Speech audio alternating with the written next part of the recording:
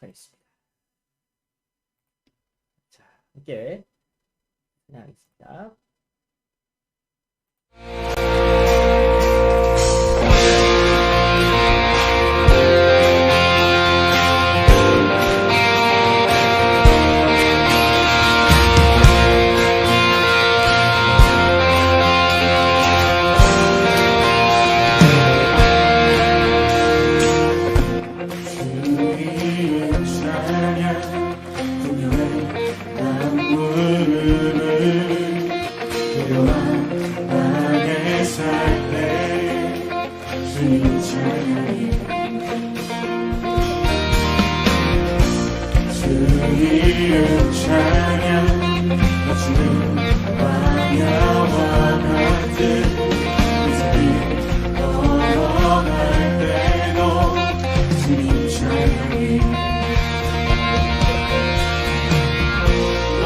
축복 주신 주님 찬양하리. 어둠 날이 다가와도 난 외치리. 주의 이름을 찬양해. 주의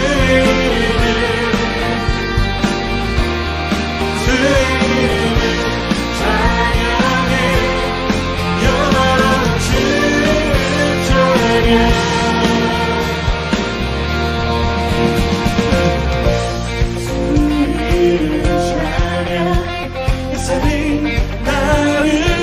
주고 너들이 새롭게 될때 주님 찬양해.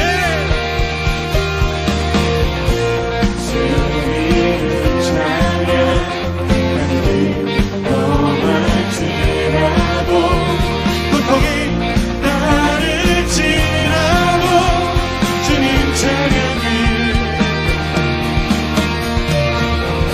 모든 축복 주신 주님 찬양하리.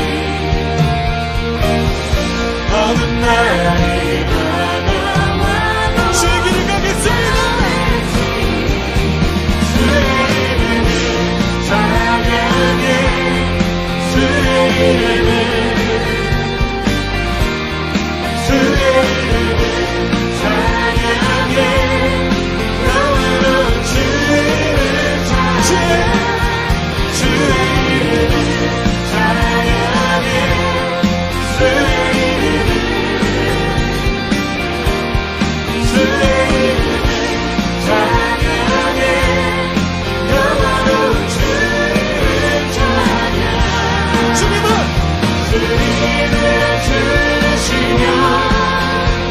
주님을 찾으시네.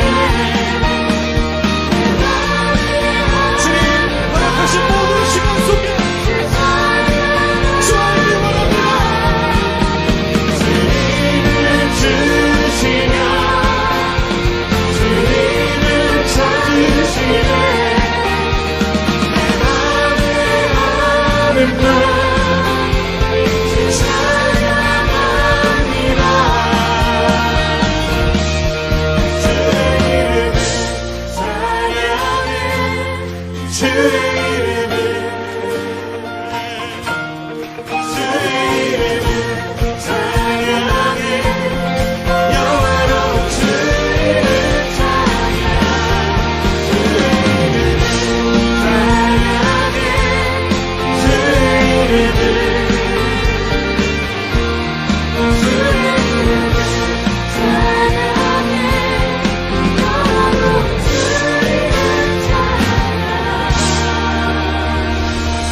모든 축복 주신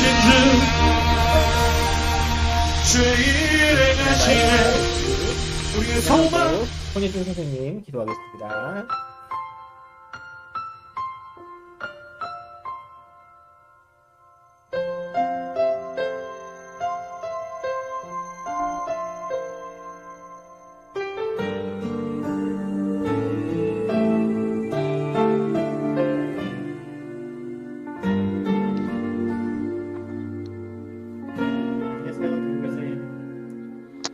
나의 모습 나의 나의 소유 주님 앞에 모두 드립니다.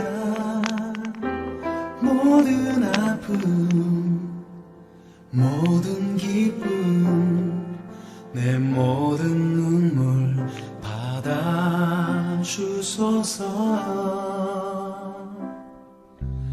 나의 생명을 드리니 주 영광 위하여 사용하옵소서. 내가 사는 날 동안에 주를 찬양하며 기쁨의 제물 되리. 나를 받아주소서.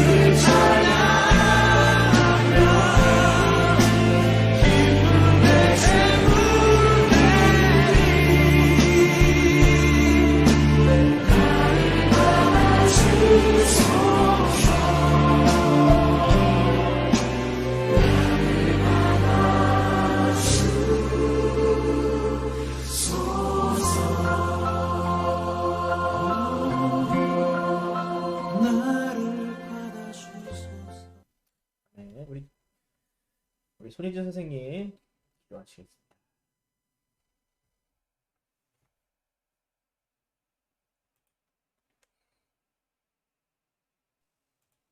네, 들리나요? 네, 하시면 됩니다. 들리나요? 네, 들려요. 하겠습니다. 하늘에 계신 하나님 아버지, 큰 사랑이 많이 계십니다. 제가 혼자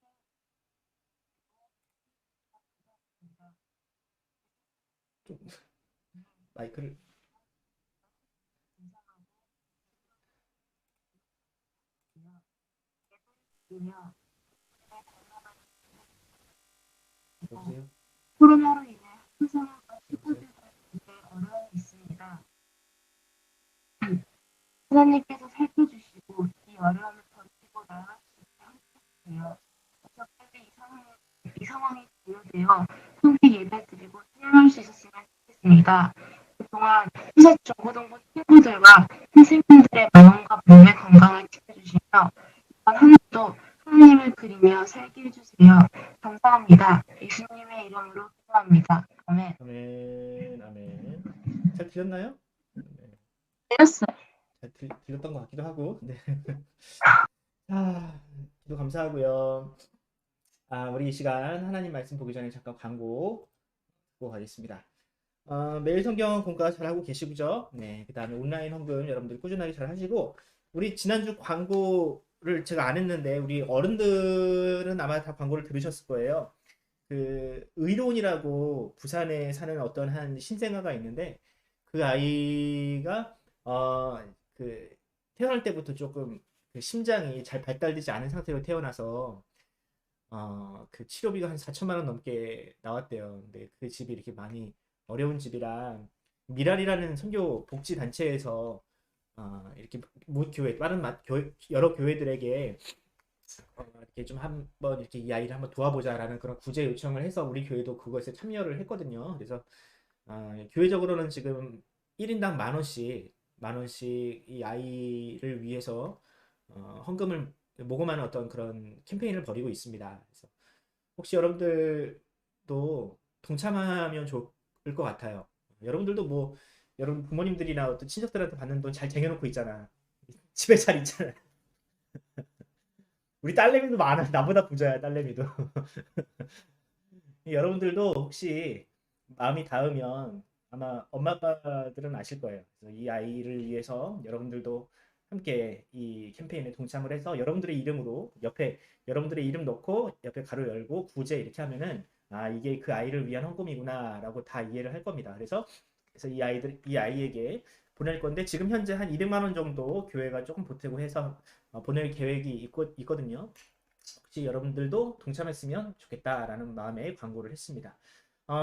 그 고등학생들을 위한 재난 장학금은 거의 다 지급이 됐습니다. 한두 명 빼고 거의 다 왔는데, 여러분들 좋은데, 여러분들이 의미 있는데 사용하시기 바랍니다. 네, 바로 하나님 말씀 보도록 하겠습니다. 오늘 말씀은 누가복음 6장 27절에서 38절까지 말씀입니다. 성경책을 펴도 좋고요. 앞에 있는 PPT를 봐도 될 것 같습니다. 네. 자, 같이 한번 읽어봅시다. 시작. 그러나 너희 듣는 자에게 내가 이르노니 너희 원수를 사랑하며 너희를 미워하는 자를 선대하며 너희를 저주하는 자를 위하여 축복하며 너희를 모욕하는 자를 위하여 기도하라. 너의 입뺨을 치는 자에게 젖뺨도 돌려대며 내 겉옷을 빼앗는 자에게 속옷도 거절하지 말라. 내게 구하는 자에게 주며 내 것을 가져다 가는 자에게 다시 달라 하지 말며 남에게 대접받고자 하는 대로 너희도 남을 대접하라. 너희가 만일 너희를 사랑하는 자만을 사랑하면 칭찬을 받을 것이 무엇이냐? 죄인들도 사랑하는 자는 사랑하느니라. 너희가 만일 선대하는 자만을 선대하면 칭찬받을 것이 무엇이냐? 죄인들도 이렇게 하느니라. 너희가 받기를 바라고 사람들에게 구워주며 칭찬받을 것이 무엇이냐? 죄인들도 그만큼 받고자 하여 죄인에게 구워주느니라. 오직 너희는 원수를 사랑하고 선대하며 아무것도 바라지 말고 구워주라. 그리하면 너희 상이 클 것이요 또 지극히 높으신 이의 아들이 되리니 그의 은혜를 모르는 자와 악한 자에게도 인자하시느니라. 너희 아버지의 자비로우신 같이 너희도 자비로운 자가 되라.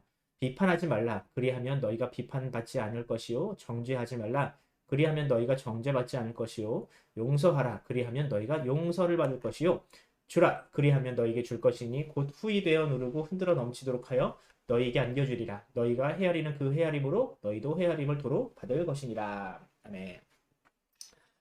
오늘 내용은 예수님의 설교입니다. 예수님께서 2000년 전에 하셨던 설교인데 뭔 말인지 잘 모르겠죠? 얼마나 감사해요. 제가 이렇게 설교할 거리가 있으니. 만약에 예수님이 저처럼 막 구구절절히 다 말씀하시면 제가 할 얘기가 없잖아요. 그래서 오늘은 예수님의 설교를 제가 한번 설교하도록 하겠습니다. 자, 한번 관찰을 해보죠. 오늘 말씀이 어떤 문맥에서 나오는지 여러분들 한번 살펴봤으면 좋겠어요. 그러니까 여러분 성경을 볼 때 어떤 한 말씀만 똑 띄어서 읽으면은 그 의미가 제대로 이해가 안 되는데, 이게 어떤 문맥과 어떤 흐름에서 나오는지를 이해를 해야 비로소 그 말씀을 이해할 수 있습니다. 자, 먼저 오늘 그 본문이 있는 6장에는 이런 내용이 있습니다. 예수님께서 12제자를 부르시고 그들을 세우셨어요. 그리고 그랬더니 이제 사람들이, 예수님이 워낙 그 핫이슈를 몰고 다니시는 분이고 사람들이 다 예수님을 선지자로 아니까 사람들이 예수님을 어마어마하게 따라다녔거든요. 그의 설교가, 그의 능력이 있다. 요즘도 여러분들 어떤 목사님이 대단하다, 은사가 있다, 설교를 잘한다 그러면 그 교회가 부흥을 하잖아요. 마찬가지입니다. 19절 보면, 그런데 예수님을 따라온 사람들, 예수님을 보러 온 사람들이 어떤 사람들이냐면 자신의 질병을 치료하러 온 사람들이었어요. 예수님을 보러 온 게 아니라 뭐예요? 자신의 질병을 치료받기 위하여 예수님을 따라다닌 사람들이 대부분이었다라는 거예요. 이 사람들이 예수님의 청중입니다. 이걸 알아야 돼요. 어떤 사람들이다? 예수님 보러 온 게 아니라 목적이 뭐예요? 이 질병 치료하러 온 사람들이다라는 걸 여러분들이 좀 알았으면 좋겠어요. 자, 그런데 예수님이 그들에게 어떤 설교를 하셨느냐? 이런 설교를 하셨어요. 원수를 사랑해라. 너희를 미워하는 자를 위해서 기도해라. 일단은 얘기를 하시는 것 같죠? 이게 어떻게 가능한 일입니까? 또 입뺨을 맞으면 입뺨도 돌려대라. 겉옷을 빼앗아가려 하면 속옷도 내어줘라. 네가 구하는 자에게 주며 그것을 가져간 사람에게 다시 달라고 하지 마라. 야, 예수님이 좀 현실 물정 모르는 분이신 것 같아요. 말이 되는 소린가? 남에게 대접받고자 하는 자에게 너희도 그대로 남을 대접해라. 이런 내용들입니다. 여러분들 아마 교회 다니면서 이런 설교들, 이런 이야기들을 많이 들었을 텐데 그 이야기들을 지금 쭉 하세요. 쭉 하세요. 자, 그러면 이런 내용들이 왜 예수님이 이런 말씀을 하시는지에 대해서, 이런 설교를 하셨는지에 대해서 한번 살펴보도록 할게요. 첫 번째, 이게 질문입니다. 이게 오늘 그 설교의 가장 첫 번째 포인트예요. 왜 예수님은 설교를 하셨냐고요. 이 사람들의 목적이 뭐예요? 이 사람들이 예수님을 쫓아온 목적이 뭐예요? 자기 병 고치려고 온 사람들이에요. 예수님에게 병 고칠 능력이 있어요, 없어요? 있으시잖아요. 근데 왜 예수님은 병을 고쳐주지 않으시고 뭘 하세요? 설교를 하고 계세요. 이게 핵심입니다, 여러분. 예수님 주변에 예수님을 만져보려고 하는 사람들이 엄청 많았어요. 여러분들 그 성경에 보면은 혈루병을 앓은 여인 나오죠. 12회를 혈루병을 앓았던 여인. 그러니까 계속 하혈을 하는 여인이에요. 하혈을. 여성은 아마 알 거예요. 이 하혈을 하는 고통이 얼마나 큰지. 막 먹어도 막 살도 안 찌고 그냥 피골이 상접해 있는 이 여인이 예수님 옷자락을 한번 딱 맞았더니 그 병이 나았어요. 근데 그런 소문들이 파다하게 퍼지니까 사람들이 예수님 옷자락 한번 만져보려고 그렇게 사람들이 모여든 거예요. 자, 그런데 예수님은 그들에게 설교를 하십니다. 병을 고쳐주시는 것이 아니라 설교를 하세요. 왜 그런가? 자, 한번 봅시다. 예수님은 그들을 아십니다. 그들의 목적도 아시고요. 그들의 마음도 아세요. 근데 이 사람들이 지금 질병을 가지고 왔지만 이 사람들이 가지고 있는 가장 궁극적인 질병을 아신 거예요. 몸이 아픈 게 문제가 아니라 이 사람들이 뭐가 아파요? 마음이 아파요, 지금. 마음이 아파요. 왜? 나에게 질병이 있다고. 내가 가난해서 병을 고치지 못하고. 그러니까 나의 가난, 내가 당하는 학대와 무시, 사회적인 어떤 왕따, 이런 것들이 이 사람들의 마음을 지금 아프게 한다는 걸 예수님이 아시는 거예요.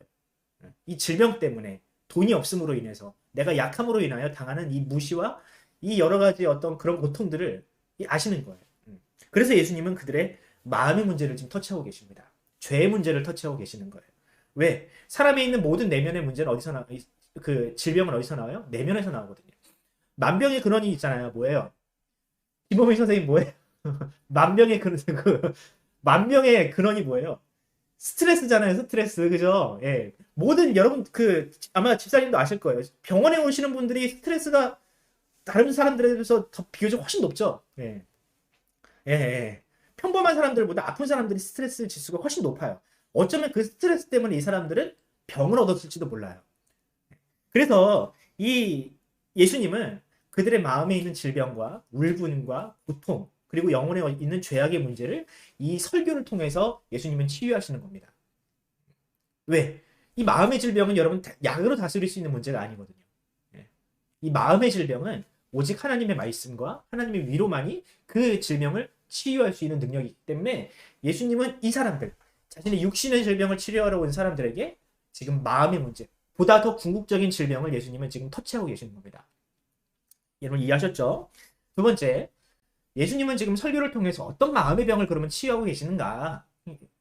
한번 볼까요? 예수님이 지금 말하는 지금 원수를 사랑하라 이렇게 말씀하시는데 그 원수는 과연 어떤 사람들인가? 여러분들 그 원수가 되는 누군가와 원수가 되는 이유가 과연 무엇일까? 여러분들 사람이 누군가와 원수 되는 게 쉽지가 않습니다. 왜?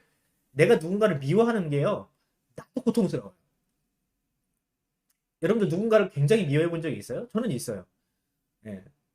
누군가를 막 죽도록 진짜 막 이런 말을 하면 좀 그렇겠지만 죽이고 싶도록 미운 적이 있어요. 여러분들 그렇게 죽일 수도 없잖아.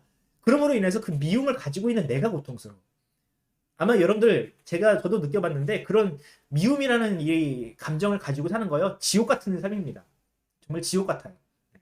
내가 어떻게 하지도 못하는데 그냥 미워만 하고 있는 거야. 원수만 맺고 있는 거야. 그게 내 자신에게 고통이라고. 자, 여러분들 이 누군가를 미워하는 이유가 뭐냐면 아마 대부분 욕심 때문인 것 같아요. 누군가와 원수가 되고 누군가를 미워하는 이유. 아마 내가 가지고 있는 욕심이 가장 큰 문제가 아닐까 싶은데 이것 때문에 여러분들 스트레스가 생기고 그 공동체가 파괴되거든요. 그러면 욕심이 왜 생기느냐? 계명이 제 10번째 계명이 있습니다. 내 이웃의 것을 탐내지 말아라. 이런 말씀이 있죠. 이게 욕심에 대한 문제를 하나님이 터치하신 건데 결국 이 소유에 대한 어떤 물질에 대한 지나친 집착과 또 남이 가지고 있는 것을 빼앗으려 하는 그런 마음, 자신의 것에 대해서 만족하지 않는 이 마음이 결국 욕심을 낳습니다. 이 욕심이 스트레스가 되고 이 스트레스가 반복되다 보면 누군가를 미워하는 원수가 되는 어떤 그런 상황들이 벌어지게 되잖아요. 자, 그래서 한번 볼게요. 사람이 누군가와 원수가 되는 경우가 어떤 경우인가? 예수님이 한 3가지 정도의 사례를 들어주시는데 한번 볼게요. 일단 내가 미워하는 사람, 또 혹은 나를 미워하는 사람이 있으면 그와 원수가 된다. 누군가를 미워할 때 여러분들 내가 누군가를 미워하는 감정이 그 사람은 모를까요? 알죠. 예. 여러분들은 다 저를 좋아하니까 저도 여러분들을 좋아하는 거 아닙니까? 예. 여러분들 이 감정이라는 것도요 일종의 그 관성, 그 중력과 비슷해서 중력이 뭐예요? 서로가 서로를 끌어당기는 마음이 그게 중력이잖아요. 내가 누군가를 사랑하잖아요. 그 사람도 비슷한 중력을 가지고 나에게 이끌려요. 내가 누군가를 미워하면서 밀어내잖아요. 그럼 그 사람도 나를 미워해서 밀어내요. 이 굉장히 감정이 중력과 같은데 어쨌든 내가 누군가를 왜 미워할까? 여러분들 내가 누군가를 미워할 때 그냥 아무 이유 없이 미워하는 사람은 없거든요. 물론 그냥 아무 이유 없이 꼴보기 싫은 사람도 있는데 결정적으로는 그 중간에 뭐가 있어요. 내가 누군가를 미워하게 되는 계기가 있다고요. 내가 그 사람이 뭐 내 것을 뭐 훔쳐갔다든지 또 그 내가 가지고 있는 것을 가져갔다든지 내가 없는 것이 그 사람에게 있다든지 뭐 이런 사례들이 생겨야 내가 누군가를 미워하게 되거든요. 결국 이 소유의 문제가 누군가를 미워하는 일을 만들지 않을까. 또 뺨을 때리는 사람이 있어요. 누군가. 그러니까 폭력을 이렇게 막 하는 사람들이 있어. 나에게 폭력을 행사하거나 혹은 나를 무시하거나 또 혹은 내 것을 빼앗는 이런 갈취하는 사람들이 우리의 원수가 되잖아요. 그러면 왜 폭력을 누군가는 이렇게 행사하게 될까? 왜 사람이 사람을 때려요? 전 얼마 전에 그 돌아가신 그 경비원 아저씨 이야기를 보면서 아, 이 폭력이라는 것도 결국 소유의 문제구나라는 생각을 하게 됐어요. 아파트에서 갑질하는 어떤 주민이 있어. 이 경비원이 나보다 못 산다고 생각을 해서 그 사람을 막 학대하는 거야. 두드러 패고 막 사람을 죽는 데까지 이르게 해요. 왜 이런 위기 질서가 생기죠? 결국 소유에 대한 어떤 가진 자와 가지지 못한 자의 어떤 이 간극이 생겨버리니까 누군가를 함부로 학대하는 일도 생기는 거예요, 여러분들. 그 사람이 막 삼성의 이건희 회장을 그렇게 때렸다고 생각을 해봐. 때리지도 못하지. 예. 말도 안 되는 일이거든요. 돌아가셨구나. 못 때리는다 이제. 어쨌든 내 겉옷을 빼앗는 사람, 착취하는 사람, 이 사람들도 원수가 돼요. 왜 착취하죠? 왜 그 다른 사람의 것을 가져가죠? 남의 것을 함부로 가져가도 된다는 그런 어떤 그 우월 의식이 생겼기 때문에 그래요. 또 뭐가 있습니까? 내 것을 가져가 놓고 돌려주지 않는 사람. 여러분들의 돈을 빌려가 놓고 쌩까는 사람, 그런 사람들 있죠. 그러면 어때요, 여러분들? 죽이고 싶잖아. 나 그거 없어가지고 죽겠는데 그 사람은 빌려가 놓고서 막 금방 갚을게 이래 놓고선 연락도 쉽고 이러면 여러분들 진짜 미쳐 돌아가시거든요. 어쨌든 이런 소유에 대한 문제, 가진 것 자와 가지지 못한 자의 어떤 상대적인 어떤 이 자세, 이 위치들 이런 것 때문에 누군가와 누군가가 원수가 돼요. 누가복음은 이렇게 가진 자와 가지지 못한 자, 또 욕심 이런 문제들로 인해서 모든 문제가 발생한다라고 봐요. 누가복음의 어떤 그 관점이 이런 어떤 가진 자와 가지지 못한 자의 관점으로 예수님을 많이 바라보거든요. 어쨌든 결론이 이겁니다. 원수는 왜 생기는가 이겁니다. 원수는 무엇 때문에 생기는가? 나의 문제 때문에 여러분들 원수가 생기는 게 아니라요. 결국 사람과 사람 사이에 있는 어떤 물질, 어떤 욕심, 사람과 사람 사이에 맺는 어떤 이 관계들, 이 문제 때문에 결국 원수가 발생되게 됩니다. 그러니까 원수의 문제가 결국 미움으로 발전해서 이 사람들을 병들게 하고 아프게 하는데 과연 그렇다면 이 문제에 대해서 어떻게 자유로울 수 있을까? 이 원수를 어떻게 하면 해결할 수 있을까? 살면서 어떻게 원수를 만들지 않을 수 있을까? 이 문제를 한번 더 다뤄봅시다. 자, 오늘 나오는 예화 중에서 이런 예화가 있어요. 예수님이 이런 예화를 드시거든요. 이쪽 뺨을 맞으면 이쪽 뺨을 돌려대라. 내 겉옷을 가져간 사람에게 속옷까지 줘라. 이런 말씀을 하십니다. 왜 그러게 합니까, 여러분들? 왜 우리가 맞은데 또 맞아야 되고 우리 것을 빼앗아 가려고 하는 사람에게 더 줘야 되죠? 이 문제를 예수님이 왜 이런 말씀을 하시는지 좀 살펴보도록 하겠습니다. 먼저 이 예화, 예수님이 들으셨던 이 예화는 마태복음에도 나와요. 마태복음 5장에 나오는 산상수훈에 보면 너의 오른뺨을 맞으면 왼뺨도 돌려대라. 너의 겉옷을 빼앗아 가려는 자에게 속옷까지 내어줘라. 너로 하여금 오리 뭔지 알지? 한 2kg 정도를 너로 하여금 억지로 짐을 지우고 너를 끌고 가는 사람이 있으면 자발적으로 네가 한 10리까지 같이 가져라. 이런 말씀을 하세요. 이게 왜 그러냐면 마태복음의 관점에서는 이 예화는 하나님의 백성의 정체성에 관련된 예화입니다. 네가 오른뺨을 맞으면, 여러분들 오른뺨을 맞기 쉽지가 않거든요. 왼손잡이가 때리지 않는 이상 오른뺨 맞기를 쉽지가 않습니다. 여러분들 한번 생각해 보세요. 내 오른뺨을 맞았어. 그러면 상대방이 무슨 손으로 때려야 돼요? 왼손으로 때려야 돼요. 근데 보통 사람이 왼손으로 안 때리거든요. 오른손으로 때려요. 그럼 이렇게 때리는 겁니다. 이렇게. 여러분들 이렇게 맞는 것과 이렇게 맞는 것 상당히 차이가 있거든요. 이렇게 때리면요, 상대방이 나를 짐승 취급한다는 거예요.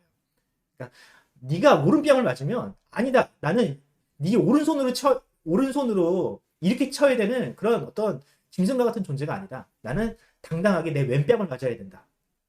왼뺨을 맞을 자격이 있다. 나는 이런 말씀을 하신 겁니다. 하나님 나라의 백성이 이런 정체성을 가지고 살아야 된다. 야, 너로 하여금 오리를 억지로 끌고 가게 하면 아니다. 나는 당신에게 억지로 끌려갈 사람이 아니다. 내가 당당하게 당신에게 심리까지 같이 가져서 당신으로 하여금 내가 사람 대접을 받겠다. 이런 뜻인 거예요. 근데 이 똑같은 예화가 누가복음에도 등장을 합니다. 근데 관점이 좀 달라요.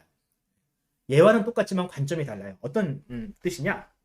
적용 포인트가 좀 다른데, 자, 이 문제 역시 좀 소유의 관점으로 좀 바라봐야 합니다. 그러니까 아까 얘기했듯이 이웃과의 갈등, 대인관계의 문제는 뭐 때문에 발생을 해요? 내 소유로 인해 발생하거든요. 나의 자존심도 나의 소유입니다. 네가 자존심 부리면서 네가 학대당할 때 네가 자존심 부리면서 같이 대거리를 하면 그 관계는 완전히 파괴되니까 그 문제에 대해서 이웃과의 관계를 파괴하지 않는 선에서 네가 너의 것을 내어주라는 거예요.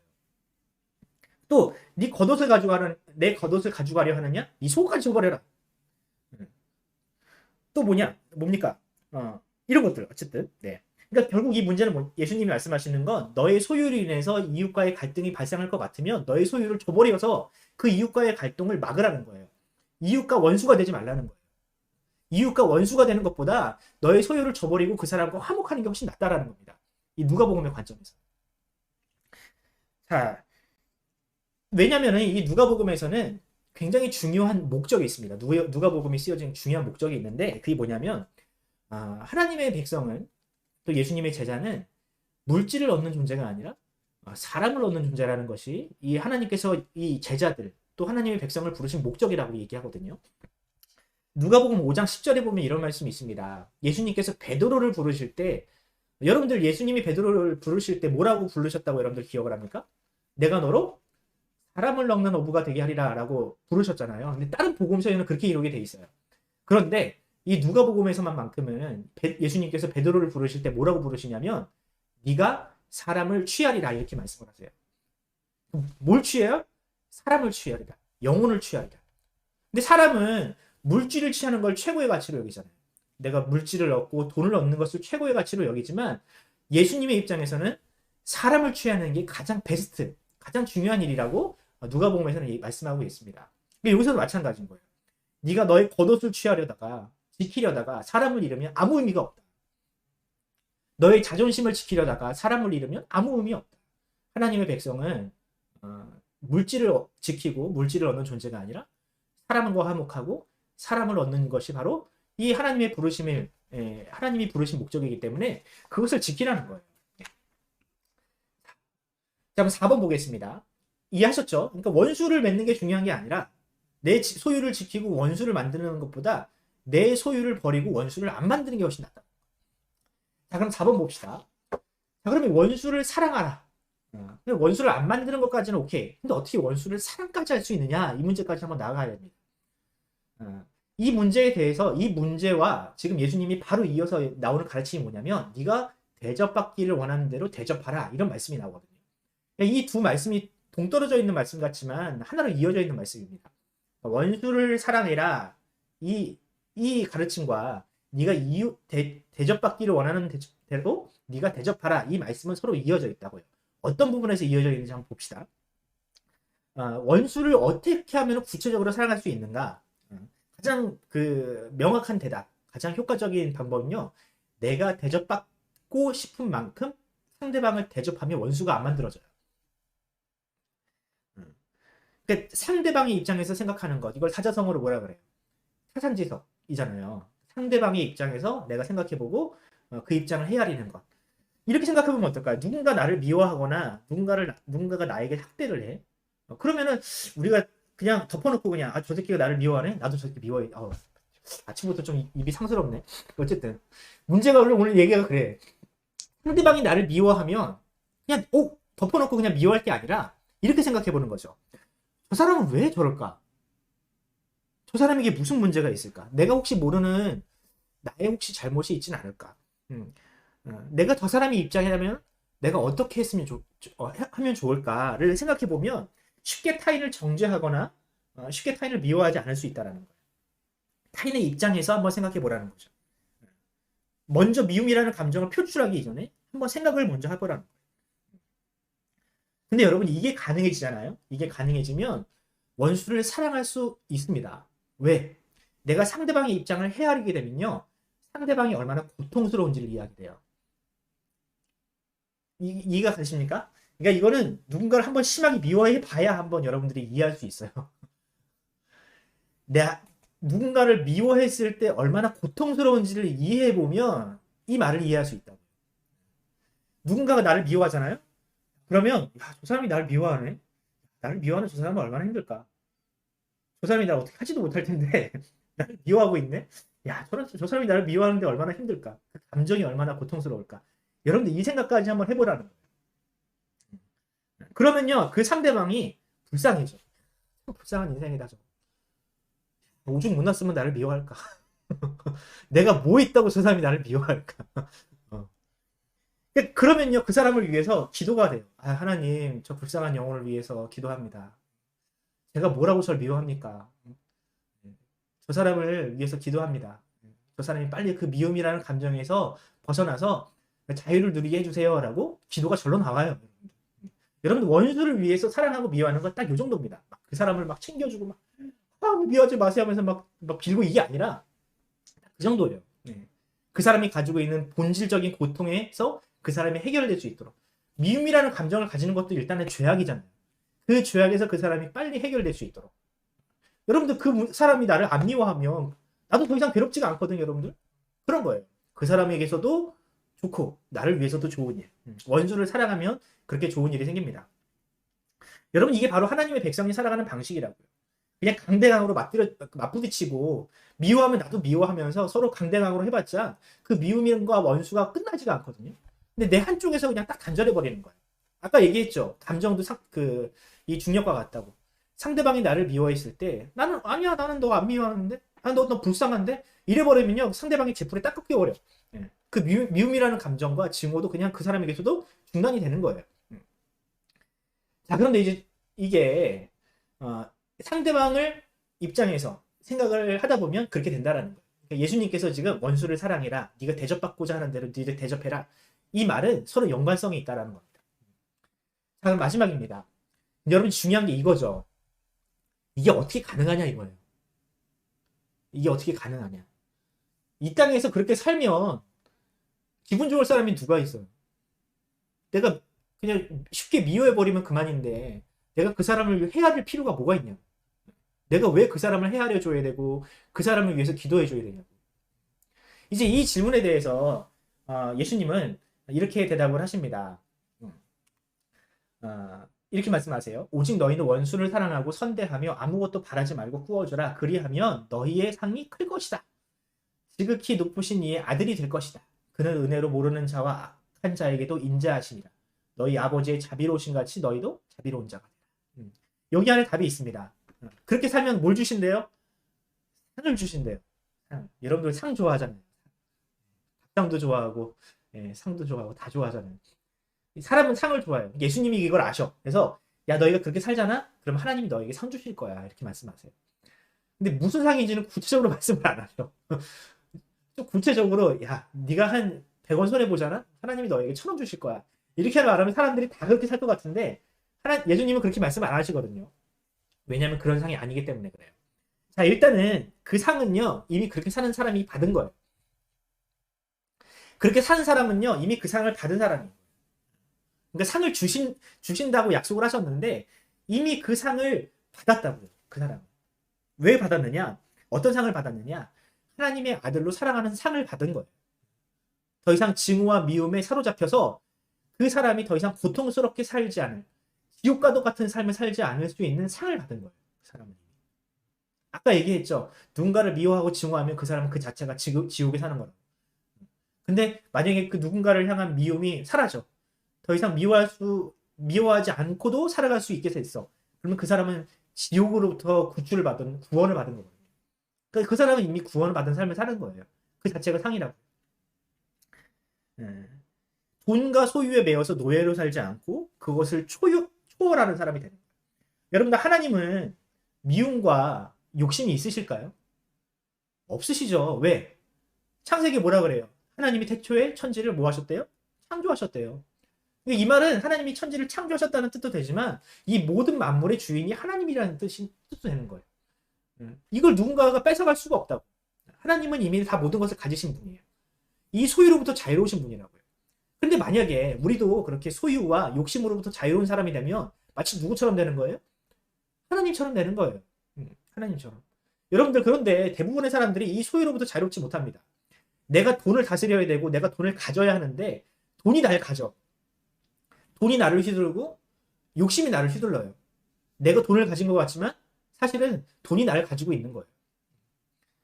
근데 만약에 이 모든 것들로부터 우리가 초월하고 소유를 그저 소유로 끝낼 수 있다면 우리는 마치 하나님과 같은 존재가 되는 거죠.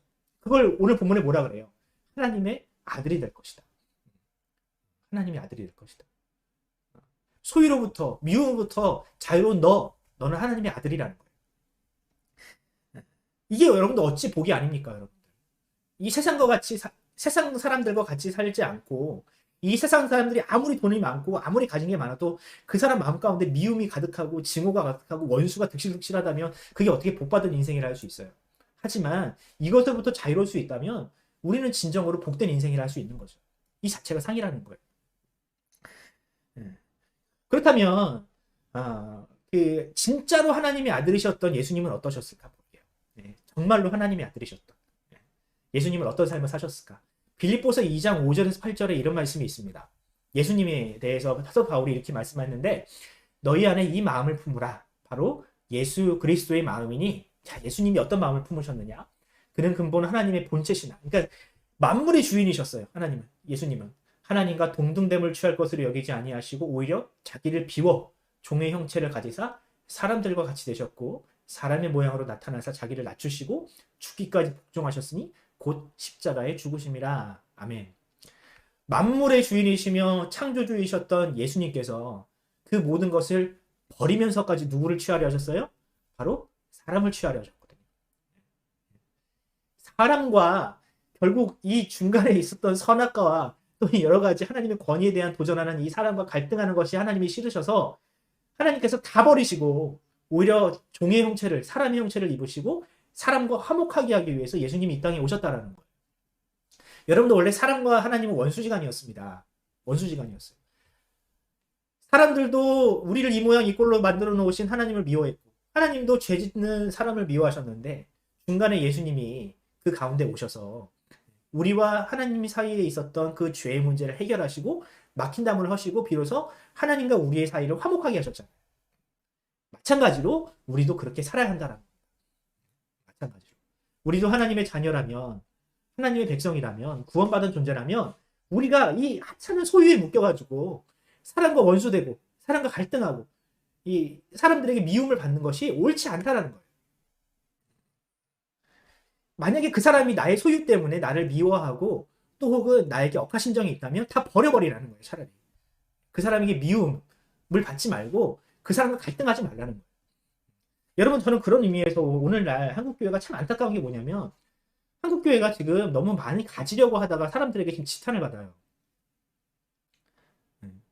우리가 가지고 있는 소중한 것들이 있죠. 물론 예배도 소중하고 공동체도 소중하고 많이 소중합니다. 우리에게. 하지만 이 문제로 인해서 교회와 세상이 갈등하고 있다면 어때요? 예수님의 가르침대로라면 이걸 어떻게 하는 게 맞아요? 차라리 버려버리는 게 맞아요. 왜? 우리는 물론 예배하기 위해서 구원을 받았지만 누가복음의 관점에서 본다면 우리는 뭘 하기 위해서 우리가 구원을 받은 거예요? 사람을 취하기 위하여. 영혼을 구원하기 위하여. 사람을 취하고 영혼을 구원하기 위하여 우리가 부르심을 받았거든요. 그런데 우리가 만약에 그 문제로 인해서 사람과 갈등하다가 영혼을 잃어버리면 아무런 우리가 얻을 게 없어. 우리가 하나님한테 뭘 가져갈 거예요? 하나님, 제가 돈 가져가가지고 하나님께 바쳤습니다. 원래 하나님 거거든요. 하나님은 모든 것의 주인이시라고. 이게 중요한 게 아니라고. 정말 우리에게 소중한 것이 있다면 그것까지라도 버리더라도 가장 중요한 사람을 얻는 것이 우리의 존재 목적이다. 여러분들 이것을 명심하시기 바랍니다. 예수님도 그러셨어요. 예수님도. 하나님의 보좌, 하나님과 동등됨을 취하는 그 영광스러움까지도 포기하실 정도로 사람을 취하고 우리를 사랑하셨거든요. 여러분, 이 삶을 사는 자에게 복된 일이 일어날 겁니다. 정말로. 네. 하나님의 아들을 어떻게 하나님께서 그냥 가만히 두시겠어요? 하나님의 아들이라는 뜻은 하나님이 너 가만히 안 둔다는 뜻이에요. 네가 고통스러울 때, 네가 힘들 때 하나님이 반드시 잡아주시겠다는 거예요. 여러분, 부모가 자식을 어떻게 버립니까? 자식이 고통스러울 때 어떻게 내버려 둡니까? 하나님의 아들로 부르신다는 것은 그만큼 하나님께서 챙겨주시겠다, 지키시겠다 이런 뜻과 일맥상통합니다. 네가 그렇게 살다가 고통받으면 내가 책임지겠다는 거예요. 그래서 여러분들 되게 좋아하는 말씀이, 어른들이 좋아하는 말씀이 여기서 나와요. 누르고 흔들어 넘치도록 하여 너를 부어주리라. 아들에게 주시는 축복입니다. 아들이 아니면 여러분들 이 복을 받을 수가 없어요. 아들에게 주시는 복입니다. 여러분들 자식에는 그렇게 줄 수 있어요. 자식에게. 근데 자식으로 살아야지. 그러면 내가 자식이 되어야지. 자식같이 살지도 않으면서 자식의 대우를 받으려면 돼요? 안 돼요? 안 돼요. 근데 자식같이 살지도 않으면서 하나님의 백성다운 삶을 살지도 않으면서 복만 디립다고 하는 사람들이 있어서 문제인 거야. 지금 이 세상은. 그렇게 살지 맙시다. 포기할 건 포기합시다. 중요한 거는 돈이 아니라 사람이잖아요. 자, 적용해 봅시다. 예수님께서는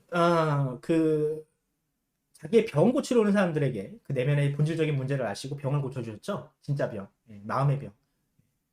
설교를 통해서 고치셨는데 우리가 한번 생각해 봅시다. 나의 마음에는 과연 어떤 병이 있는가? 나의 마음에는 혹시 시기, 질투, 불평, 게으름, 혹시 이런 질병들이 나의 인생을 좀먹고 있지는 않은가? 하나님의 말씀을 통해서 나의 내면의 문제를 한번 해결해 보자. 여러분들, 여러분들의 마음의 질병을 고칠 수 있는, 죄의 문제를 치료할 수 있는 유일한 해결책은 약은 바로 구약과 신약입니다. 바로 하나님의 말씀이 여러분들의 내면의 문제를 치료할 수 있는 유일한 해결책입니다. 여러분들 고통 가운데 있지 마시고 하나님의 말씀을 통해서 그 병을 고치시기 바랍니다. 두 번째, 우리는 무엇의 종인가? 내 것이라고 생각하는 것들에게 오히려 종이 되고 있지는 않은가? 내가 소유에 묶여있으면 나는 그냥 소유의 종인 거예요. 돈의 종인 거예요. 그것들에 너무 집착하여 누군가를 미워하거나 내 주변 사람들과 멀어지고 있지는 않은가? 소유에 대한 지나친 집착을 버리고 미움이라는 지옥에서 벗어나자라고 적용을 해봤습니다. 세 번째, 내가 대접받고 싶은 만큼 타인도 대접받고 싶어 한다. 여러분들 이거 기억하시기 바랍니다. 내가 사랑받고 싶잖아요. 그러면 상대방도 나에게 사랑받고 싶어 해요. 나만 사랑받을 수는 없다고요, 이 세상은. 나를 대하듯이 상대를 대하면 싸움과 갈등의 많은 부분이 해소된다. 살면서 원수를 만들지 말자고 적용을 해봤습니다. 원수를 만드는 거 나만 괴로운 일입니다. 상대방을 최대한 대우해주고 사랑해주면 여러분들도 행복해져요. 이 진리를 여러분들 반드시 깨달으시기 바랍니다. 마지막, 예수님은 죄인 되어 원수로 살던 우리를 위하여 자신의 모든 것을 집어 던지고 십자가를 지셨습니다. 그리고 하나님과 우리를 화목케 하셨습니다. 마찬가지로 우리도 예수님처럼 누군가와 화목케 되는, 또 화목케 만드는, 이 세상을 화목케 하는 그런 직분을 감당했으면 좋겠습니다. 더 나아가서 여러분들 돈이 아니라 사람을 얻는 삶을 살아가시기 바랍니다. 돈은 있다가도 없고 없다가도 있는 게 돈이에요. 근데 사람은요, 언제나 변치 않는 가치로 여러분들 옆에 존재할 겁니다. 물론 배신을 맞을 때도 있겠지만 그럼 하나님 앞에 그냥 원통한 마음을 토로하세요. 배신당해도 그 배신하는 사람이 잘 먹고 잘 살까? 그렇지 않더라고요. 자, 여러분들 마지막 결론입니다. 나의 집착과 욕심으로 인하여 이웃과 원수가 되었다면 회개하고 하나님께서 우리에게 맡기신 화목케 하는 사명을 감당하자라고 저는 결론을 내렸습니다. 이 말씀을 보면서 그런 삶을 여러분들도 잘 지켜나가고, 특별히 우리 한국교회가 제발 좀 이웃과 화목했으면 좋겠어요. 제발 좀. 더 이상 손가락질 받고 언론에 나와가지고 막 개독 소리를 좀 안 듣는 그런 세상이 좀 왔으면 좋겠네요. 아멘. 자, 우리가 한 2주째 지금 계속 부르고 있는 찬양인데, 요 찬양을 한번 같이 오랜만 불러보고 오늘 예배를 마치도록 하겠습니다. 자, 이 찬양 이제 기억나죠? 이제 얼추 이제 익숙해졌죠? 네. 잘 보이나 모르겠는데 한번 이 찬양 한번 불러보도록 하겠습니다. 오늘은 MR 안 틀고 같이 찬양했으면 좋겠어요.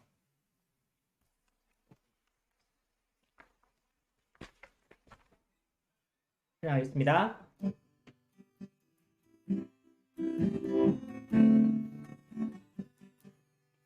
주님 제 마음이 너무 늘해서 주님을 볼 수 없습니다. 이 땅에 속하여 이 땅만 보다가 주님 손을 놓쳤습니다. 나는 나그네로 왔는데 왜 주저앉게 되었나. 나는 정직인데 언제부터 내 삶의 주인이 되어버렸나. 믿음이 없이는 기쁘시게 못하나니 고된 수고도 다 헛될 뿐이라. 믿음이 없어서 무너진 삶의 모든 자리에 다시 주님을 기다립니다. 한 번 더. 주님 제 마음이 너무 은혜서 주님을 볼 수 없습니다.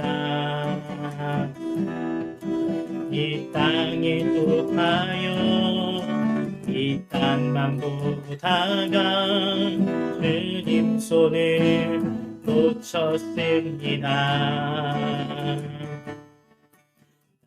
나그네로 왔는데 왜 주저앉게 되었나. 나는 정직인데 언제부터 내 삶의 주인이 되어버렸나. 믿음이 없이는 기쁘시게 못하나니 고된 수고도 다 헛될 뿐이라. 믿음이 없어서 무너진 삶의 모든 자리에 다시 주님을 기다립니다. 믿음이 없이는 기쁘시게 못하나니 고된 수고도 다 헛될 뿐이라. 믿음이 없어서 무너진 삶의 모든 자리에 다시 주님을 기다립니다. 다시 주님을 기다립니다. 한 번 더 다시 주님을 기다립니다. 아멘. 제가 기도하고 예배를 마치겠습니다. 하나님, 주님의 사랑과 은혜를 감사합니다. 이 땅의 모든 것을 버리고 우리를 얻기 위하여, 죄인을 얻기 위하여, 또 하나님과 화목하기 위하여 이 땅에 오신 예수님을 우리가 바라보며 또한 우리가 그분의 삶을 본받기를 원합니다. 주님, 우리가 입으로는 하나님의 백성이라고 이야기하면서 내가 가진 것, 나의 소유로 인하여 혹시 다른 사람과 원수되고 누군가를 미워하고 있지는 않습니까? 주님은 분명히 우리를 사람을 취하라고, 영혼을 얻으라고, 또한 이웃과 화목하라고 우리를 부르셨는데 혹시 우리는 여전히 누군가를 미워하며 증오에 휩싸여 이 땅에서 지옥과도 같은 삶을 살고 있지는 않습니까? 주님, 우리를 불쌍히 여기시고 하나님의 마음을 우리에게 허락하여 주시어서 우리가 우리의 가진 것에게 종로로 타는 것이 아니라 진정한 소유권자가 되어서 그것으로부터 자유케 하시고 더 나아가서 그것으로 이웃을 살리고 또한 이웃과 함께 화목하는 그런 복된 하나님의 백성된 삶을 살아가게 하여 주시옵소서. 우리가 포기하고 우리가 나누면 하나님이 우리에게 약속하신 것처럼 우리 삶 가운데 누르고 흔들어 넘치도록 하는 하나님의 은혜가 넘칠 줄로 믿사오니 주여 우리가 그 하나님의 말씀을 의지하여 그 삶을 우리가 지켜나가게 하여 주시옵소서. 이 땅의 교회들을 위하여 기도합니다. 이 땅의 교회들이 너무 가진 것이 많아 또한 그것을 집착하다가 이웃도 잃고 또한 사명도 잃고 다 잃게 생겼습니다. 주님, 이 땅의 교회들이 정말 정신 똑바로 차리고 하나님의 말씀이 회복되어서 정말 다시금 이웃에게 칭송받고 사랑받는 그런 공동체로 정말 변화되고 회개하게 하여 주시옵소서. 감사드립니다. 우리 한 주간의 삶도 주님께서 지켜주시고 우리 학생들 방학 동안에 정말로 그 시간 헛되이 보내지 아니하고 정말 내일을 위하여 잘 준비하는 그런 복된 우리 중고등부 친구들 될 수 있도록 인도하여 주시옵소서. 감사드리며 예수 그리스도의 이름으로 기도드립니다. 아멘. 우리 주기도문으로 예배를 마치겠습니다. 하늘에 계신 우리 아버지여, 이름이 거룩히 여김을 받으시오며 나라가 임하옵시며 뜻이 하늘에서 이룬 것 같이 땅에서도 이루어지리다. 오늘날 우리에게 일용할 양식을 주옵시고 우리가 우리에게 죄 지은 자를 사하여 준 것 같이 우리의 죄를 사하여 주옵시고 우리를 시험에 들게 하지 마옵시고 다만 악에서 구하옵소서. 나라와 권세와 영광이 아버지께 영원히 있사옵나이다. 아멘. 여러분들 네, 오늘 예배가 5분이나 일찍 끝났어요. 좋죠, 여러분. 자, 여러분들 선생님들이랑 인사하고 우리 채팅으로 남기고 우리 인사하고 우리 한 주간 또 승리하면서 살아갑시다. 여러분들 안녕히 계세요. 잘 지내요. 빠이빠이. 네, 안녕히 계세요. 안녕히 계세요.